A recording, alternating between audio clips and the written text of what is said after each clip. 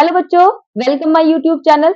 बच्चों, एक बार फिर से हम आपके लिए यूपी पुलिस कांस्टेबल एग्जाम से संबंधित प्रीवियस ईयर क्वेश्चन लेके आ गए हैं, जो कि सामान्य हिंदी के विराम चिन्ह वाले पार्ट से संबंधित है, जो कि आपकी आने वाली आगामी परीक्षा के लिए बहुत महत्वपूर्ण साबित होने वाले हैं। तो चलिए बच्चों, वीडियो प्रारंभ करते हैं। प्रश्न संख्या 1, अर्धविराम चिन्ह कौन सा है? चार विकल्प है बेटा, ए, बी, सी और डी।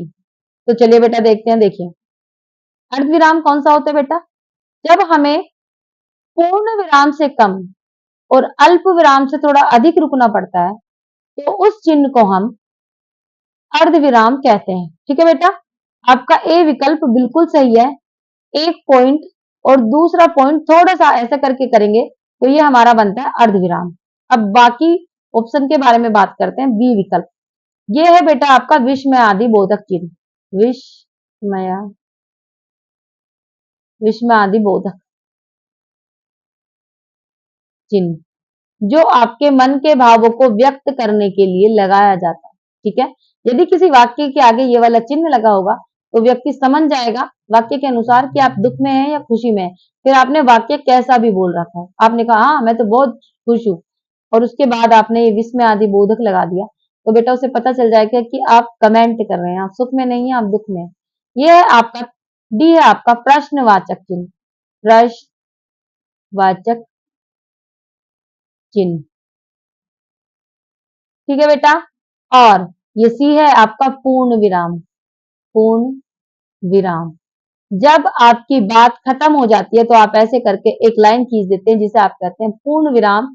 और प्रश्नवाचक चिन्ह, जब आप किसी से कोई प्रश्न करते हैं और उसे लिखते हैं, क्या आपने खाना खा लिया, तो आप उसके आगे ये हुक का निशान बनाते हैं। ठीक है बेटा। प्रश्न संख्या 2, निम्नलिखित में से अर्धविराम का चिन्ह कौन सा है? देखिए बेटा, अर्धविराम आपसे पूछा जा रहा है। ए, बी, सी और डी।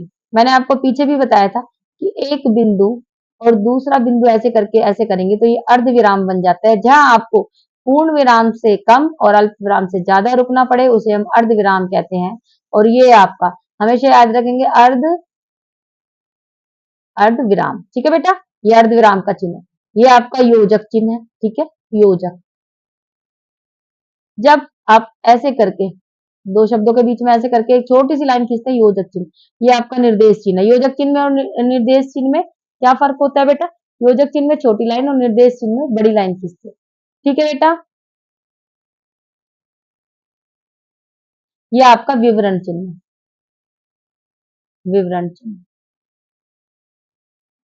ठीक है। चलिए बेटा, अगला प्रश्न देखते हैं।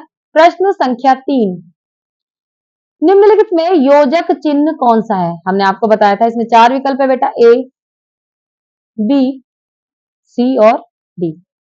तो ए देखते हैं बेटा। ए, ये बेटा समाप्ति चिन्ह होता है। जब किसी चीज की समाप्त करना होता है तो हम ऐसे ऐसे ऐसे, ऐसे कर देते हैं ना, ये वही समाप्ति चिन्ह होता है। ये बी विकल्प आपका है योजक चिन्ह। जब कहीं हम छोटी लाइन खींचते हैं दो शब्दों के बीच में, ये देखिए कौन सा, ये इन दोनों शब्दों को जोड़ रहा है। ठीक है, तो इसे हम क्या कहेंगे? योजक चिन्ह। चिन्ह आपने देखा होगा बेटा, जो विलोम चिन्ह विलोम शब्द होते हैं उनके बीच में भी नर नारी, स्त्री पुरुष, इनके बीच में भी योजक चिन्ह लगा होता है। ये है आपका निर्देश चिन्ह। जहां एक बड़ी रेखा हो, कौन सा चिन्ह होता है?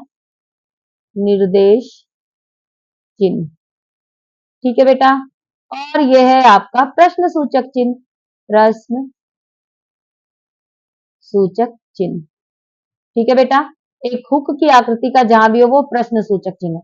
तो आपसे पूछा गया योजक चिन्ह, आपका आंसर हो जाएगा बी। प्रश्न संख्या 4, दो शब्दों के बीच प्रयोग किए जाने वाले चिन्ह को क्या कहा जाता है? ठीक है बेटा, मैंने अभी बताया आपको, दो शब्दों के बीच जो चिन्ह लगता है उसे क्या कहते हैं? चार विकल्प है। ए, उदाहरण चिन्ह, बी, विवरण चिन्ह, सी, निर्देश चिन्ह और डी, योजक चिन्ह। तो बेटा, दो शब्दों के बीच लगने वाले चिन्ह को हम योजक चिन्ह कहते हैं। अब बाकी विकल्प देखते हैं। उदाहरण चिन्ह कौन से होते हैं बेटा? जब हम ऐसे करके चिन्ह बनाते तो ये कौन सा चिन्ह है? उदाहरण चिन्ह। निर्देश चिन्ह, जब हम योजक चिन्ह से बड़ी लाइन खींचते हैं। विवरण चिन्ह, जब हम ऐसे करके लिखते हैं तो ये कौन सा चिन्ह होता है बेटा? विवरण चिन्ह। ठीक है, चलिए प्रश्न संख्या 5, हे भगवान मेरी रक्षा करो, दिए गए विकल्पों में से सही का चयन कर रिक्त स्थान को भर लें। 4 विकल्प हैं, ए सर्वनाम, बी क्रिया, सी विस्मय आदि बोधक चिन्ह और डी संज्ञा। ऐसे प्रश्न तो आप चुटकियों में करेंगे बेटा, देखिए बस क्वेश्चन ध्यान से पढ़ने की आवश्यकता आपको। देखिए सर्वनाम चिन्ह नहीं है, क्रिया भी चिन्ह नहीं है, संज्ञा भी चिन्ह नहीं है, बचा क्या? विस्मय आदि बोधक चिन्ह। आपका सी विकल्प बिल्कुल सही है। मन के भावों को व्यक्त करने के लिए जिस चिन्ह का प्रयोग किया जाता है उसे हम विस्मय आदि बोधक चिन्ह कहते हैं। मन के भावों को व्यक्त करने के लिए हमेशा विस्मय आदि बोधक चिन्हों का प्रयोग किया जाता है। प्रश्न संख्या 6, घृणा, आश्चर्य, हर्ष आदि भावों को व्यक्त करने वाले शब्दों के साथ किस चिन्ह का प्रयोग किया जाए? 4 विकल्प है बेटा, ए उदाहरण चिन्ह, बी विस्मय आदि बोधक चिन्ह, सी अर्धविराम, डी कोष्टक। तो बेटा घृणा, आश्चर्य, हर्ष आदि भावों को व्यक्त करने के लिए शब्दों के साथ जिन चिन्हों का प्रयोग किया जाता है उसे हम क्या कहते हैं? विस्मय आदि बोधक चिन्ह। एक खड़ी पाई और उसके नीचे एक बिंदी, तो ये कौन सा होता है बेटा? विस्मय आदि बोधक चिन्ह। अब देखते हैं उदाहरण चिन्ह कौन सा होता है बेटा। जब हम ऐसे करके दो बिंदु इधर दो बिंदु इधर लगाते हैं एक दूसरे की तरफ मुंह करके, तो ये उदाहरण चिन्ह होता है। अर्ध विराम कौन सा है? जब एक बिंदु लगा के और हम दूसरे बिंदु में ऐसे करते हैं, ये अर्ध विराम होता है। कोष्टक जब हम ऐसे करके करते हैं तो ये कोष्टक होता है। प्रश्न संख्या 7, अवतरण चिन्ह को और किस नाम से जाना जाता है? ठीक है, 4 विकल्प है बेटा, ए निर्देश चिन्ह, बी कोष्टक चिन्ह, सी उदाहरण चिन्ह और डी योजक चिन्ह। तो बेटा अवतरण चिन्ह को हम किस नाम से जानते हैं? उदाहरण चिन्ह के नाम से भी जानते हैं। आपका सी विकल्प बिल्कुल सही है। तो बेटा अवतरण चिन्ह को हम उदाहरण चिन्ह के नाम से भी जानते हैं। आपका सी विकल्प बिल्कुल सही है। चलिए आगे चलते हैं बेटा। प्रश्न संख्या 8, मनोभावों को सूचित करने वाले शब्द किस अव्यय से बोधक होते हैं? मनोभाव को सूचित करने वाले वे चिन्ह जो हमारे मन के भावों को सूचित करते हैं उन्हें बेटा हम क्या कहते हैं? 4 हैं, ए उद्देश्य बोधक, बी हेतु बोधक, सी विस्मय आदि बोधक और डी समुच्चय बोधक। देखिए बेटा ये जो प्रश्न है ये प्रीवियस ईयर क्वेश्चन है, इसलिए बार बार आपको क्वेश्चन रिपीट लग रहा होगा, लेकिन यदि आप इनकी प्रैक्टिस कर लेंगे आपके पेपर में भी ऐसे ही प्रश्न आने हैं, तो आप बिल्कुल करके आएंगे बहुत अच्छे से। चलिए ये कह रहे हैं मन के भावों को व्यक्त करने के लिए जिन अव्यय चिन्ह का प्रयोग किया जाता है वो कौन से होते हैं? तो बेटा वो विस्मय आदि बोधक होते हैं। एक खड़ी पाई और नीचे बिंदी, सी विकल्प आपका बिल्कुल सही है। प्रश्न संख्या 9, अरे वाह आपका आगमन तो आकस्मिक है, इस वाक्य में रिक्त स्थान पर किस विराम चिन्ह का प्रयोग किया है? 4 विकल्प है, अर्धविराम का, दोहरा अवतरण का, प्रश्न चिन्ह का या विस्मय आदि बोधक का। देखिए बेटा अरे वाह आपका आगमन तो आकस्मिक है, इसने क्या किया? अपने मन के भावों को व्यक्त किया है। और मन के भावों को व्यक्त करने के लिए यदि आप ये भी भूल जाओ कि मन के भावों को व्यक्त करने के लिए, तो अरे वाह, अच्छा, जब ऐसे शब्दों का प्रयोग हो तो वहां विस्मय आदि बोधक चिन्ह का प्रयोग किया जाता है। एक खड़ी पाई और नीचे बिंदु। आपका डी विकल्प बिल्कुल सही है। प्रश्न संख्या 10, ओह बहुत कठिन समय आया है, दिए गए वाक्य में उचित विराम चिन्ह लगाइए। देखिए बेटा ऐसा नहीं है कि मन के भाव केवल सुखी हो, दुखी में भी हो सकते हैं। मन के सुखी भाव या दुखी भाव दोनों को व्यक्त करने के लिए विस्मय आदि बोधक चिन्हों की आवश्यकता है। 4 विकल्प है, बी, सी और डी।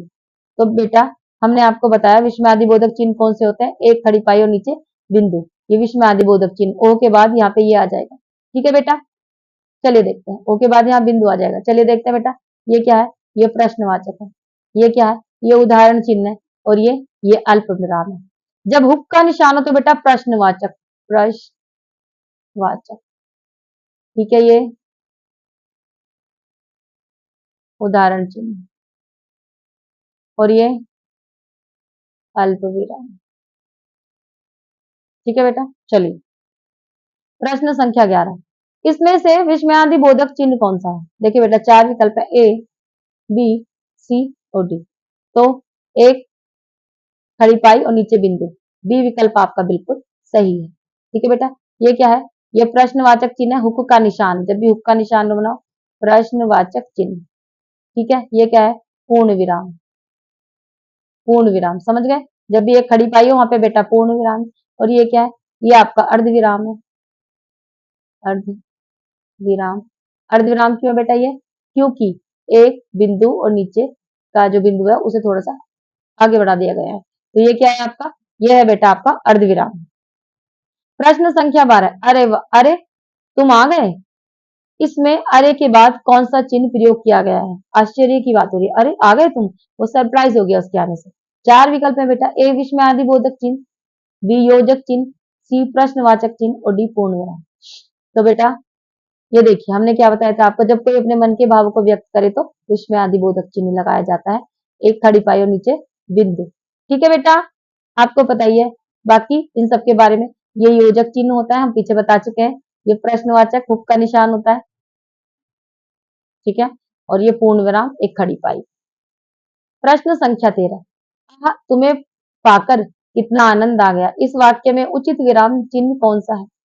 चार विकल्प है, पूर्ण विराम, बी प्रश्नवाचक चिन्ह, सी उपविराम और डी विस्मयादि बोधक। तो ये क्या कर रहा है बेटा, अपने मन के भावों को व्यक्त कर रहा है, और जहां मन के भावों को व्यक्त किया जा रहा है वहां विस्मयादि बोधक चिन्ह लगता है, एक खड़ी पाई और नीचे बिंदु, खड़ी पाई और नीचे बिंदु।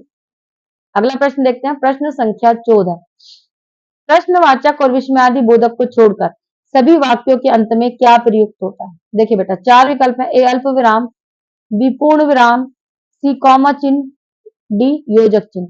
तो बेटा प्रश्नवाचक और विस्मयादि बोधक को छोड़कर सभी वाक्यों के अंत में बोल रहा है बेटा ये, बाकी सारे चिन्ह बीच में लगते हैं यदि हम प्रश्नवाचक और विस्मयादि बोधक को छोड़ दें, तो कौन सा हो जाएगा, वो हो जाएगा बेटा पूर्ण विराम। ठीक है, बी विकल्प आपका बिल्कुल सही है, अल्प विराम आपका ये होता है, कोमा आपका ये होता है, योजक चिन्ह आपका ये होता है। ठीक है, छोटी सी लाइन। प्रश्न संख्या 15, किसी कठिन शब्द को स्पष्ट करने के लिए किस विराम चिन्ह का प्रयोग किया जाता है। चार विकल्प दिए हुए हैं बेटा, ए निर्देश चिन्ह का, बी उपविराम का, सी कोष्टक का और डी विवरण का। तो बेटा किसी कठिन शब्द को स्पष्ट करने के लिए कोष्टक का प्रयोग किया जाता है, उस शब्द को कोष्ट के अंदर रख दिया जाता है और फिर उसका विवरण, फिर उस शब्द को स्पष्ट किया जाता है। ठीक है, अब निर्देश देने के लिए निर्देश चिन्ह का प्रयोग किया जाता है, उपविराम किसी शब्द की सीमा निर्धारित करने के लिए उपविराम चिन्ह का प्रयोग किया जाता है, और विवरण किसी शब्द का विवरण देने के लिए, किसी चीज का विवरण देने के लिए विवरण चिन्ह का प्रयोग किया जाता है। ठीक है बेटा, सारे समझ में आ गए। निर्देश देने के लिए निर्देश चिन्ह का प्रयोग किया जाता है, एक उपविराम किसी शब्द की सीमा निर्धारित करने के लिए उपविराम चिन्हों का प्रयोग कर दिया जाता है, और विवरण चिन्ह जब हमें किसी चीज का विवरण देना हो तो हमें विवरण चिन्ह का प्रयोग किया जाता है। ठीक है, प्रश्न संख्या 16, किसी भाव्य शब्द की व्याख्या करने के लिए उस अंश को मूल वाक्य से अलग रखने के लिए किस चिन्ह का प्रयोग किया जाता है। ठीक है बेटा, चार विकल्प है, अर्धविराम का, बी कोष्टक का, सी उदाहरण का और डी निर्देश का।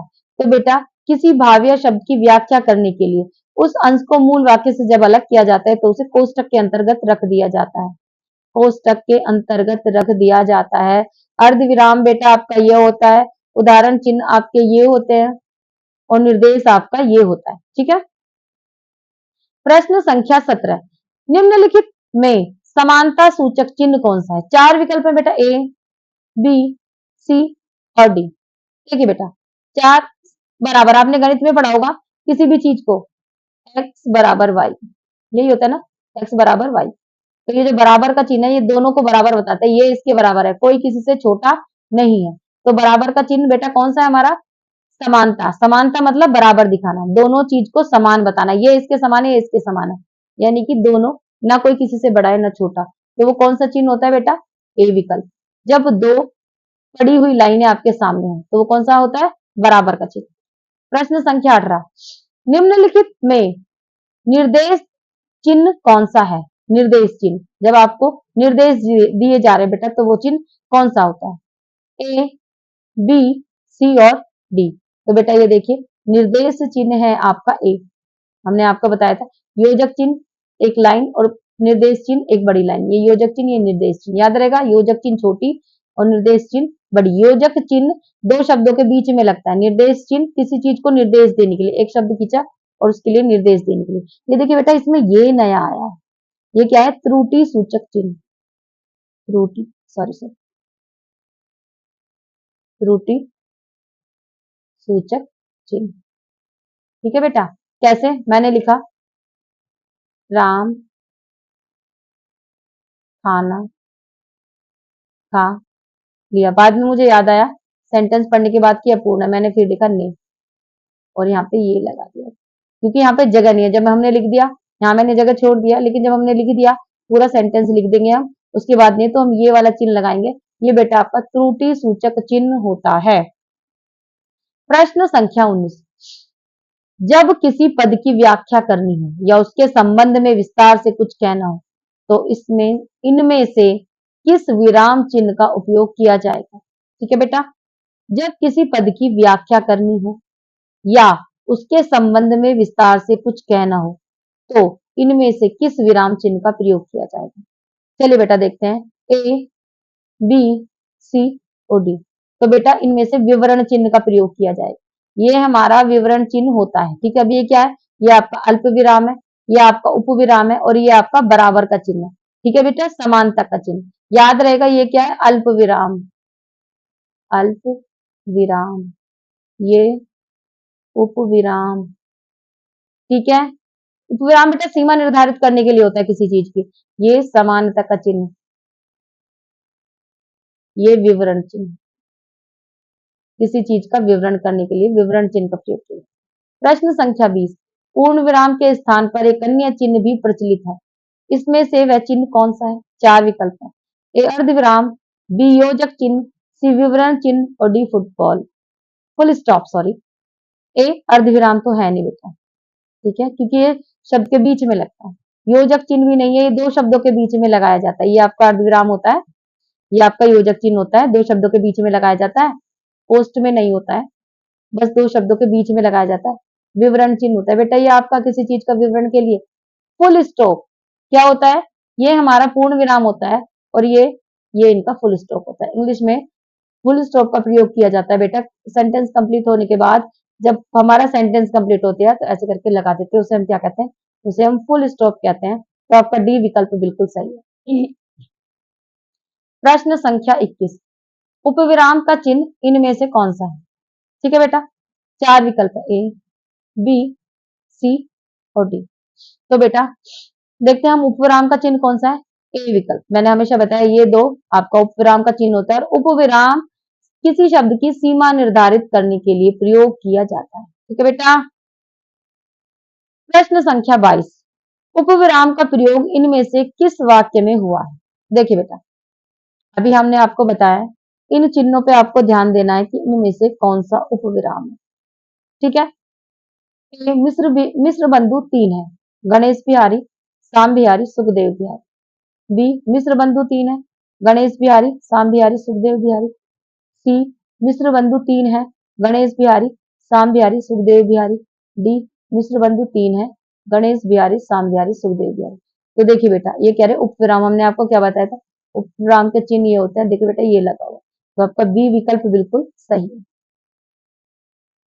प्रश्न संख्या 23, श्री कामता प्रसाद गुरु के अनुसार विराम चिन्हों को किस भाषा से लिया हुआ माना जाता है। चार विकल्प है, ए अरबी से, बी अंग्रेजी से, सी फ्रेंच से, डी चीनी से। तो बेटा कामता प्रसाद जी ने विराम चिन्हों को अंग्रेजी भाषा से लिया हुआ माना है। बी विकल्प आपका बिल्कुल सही है। नया प्रश्न आप कर लीजिए, निम्नलिखित कौन सा विकल्प, प्रश्न संख्या 24 है बेटा, निम्नलिखित कौन सा विकल्प विराम भेद और उसके चिन्ह को सुमेलित नहीं करता।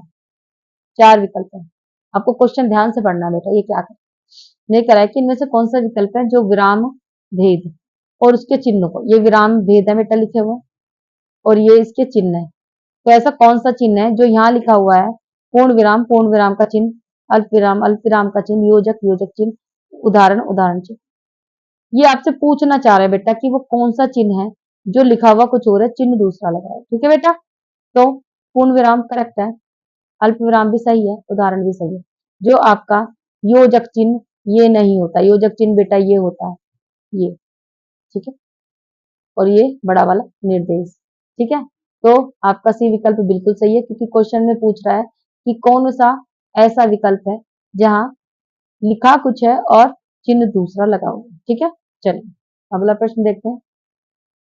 प्रश्न संख्या 25, इसमें से किस चिन्ह का अर्थ है आधा रुकना? 4 विकल्प है, ए, बी, सी और डी। तो बेटा आधा रुकने का मतलब अर्धविराम, और अर्धविराम का चिन्ह कौन सा होता है? ये वाला मैंने आपको पहले बताया। ये क्या है बेटा? आपका अल्प विराम। अल्प विराम, जहां अर्धविराम से कम और जहां जहां अर्धविराम से भी कम रुकना होता है उसे क्या कहते हैं हम? अल्प विराम। ये आपका पूर्ण विराम है, पूर्ण विराम, जो वाक्य के समाप्त होने पर लगाया जाता है। और ये आपका विस्मयादि बोधक, विस्मयादि बोधक, जो मन के भावों को व्यक्त करने के लिए, सुख दुख को व्यक्त करने के लिए लगाया जाता है। तो बेटा इस तरह से हमने आपको पूरे 25 प्रश्न करा दिए विराम चिन्हों से संबंधित। ठीक है, हम आशा करें वीडियो आपको पसंद आएगी और समझ में भी आएगी। बेटा आपको वीडियो बिल्कुल धीरे से देखनी है, 1-2 बार देखने के बाद आपको सारे चिन्ह कंठस्थ हो जाएंगे, क्योंकि हमने इसमें सभी चिन्ह एक्सप्लेन किए हैं अच्छे से। ठीक है बेटा, यदि आपको हमारी वीडियो पसंद आई हो बेटा तो हमारे वीडियो को आप लाइक कीजिए और शेयर कीजिए, और हमारे चैनल को सब्सक्राइब कीजिए, क्योंकि आपका एग्जाम आने वाला है और हमारी प्रत्येक वीडियो आपको हर रोज आपको मिल सके। ठीक है बेटा, तो चलिए मिलते हैं अगली वीडियो में। नमस्कार।